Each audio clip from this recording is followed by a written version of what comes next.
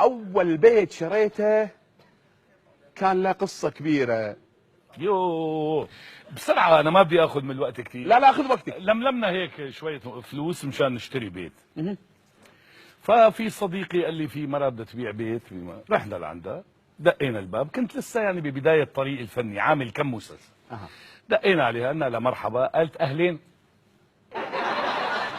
عفوا مرحبا، قالت لي أهلين. طلعت بتبلع كلمة، فهي دائما بتبلع كلمة. قلنا بعيننا الله شو بدنا نعملها، تفضلوا أهلا. فبدك تعبي من عندك وسهلة أنت بالفراغ. والله شو بتحبوا؟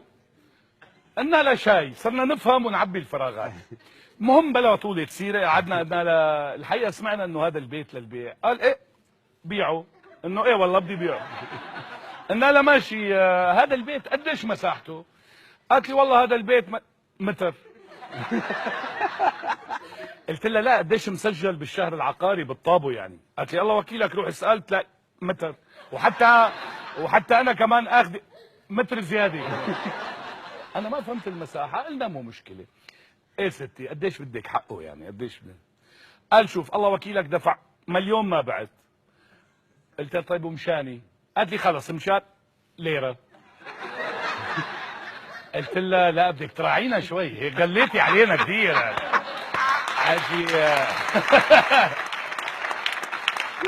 قالت لي الله وكيلك امبارح ليره ما بعته.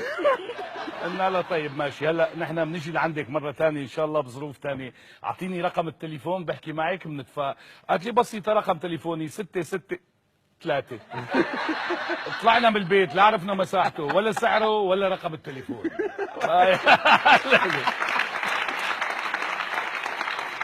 امرأة ما بنساها كلها الحياة، لأنه بلعت المهمة، بس الكلمات المهمة. يعني في النهايه انت شريت ولا لا؟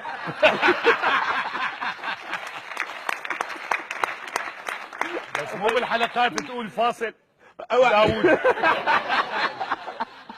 لا بس في هذه الظاهر متاثره في اكمل الفراغ صح؟ هي اكمل فراغ بالامتحانات اول.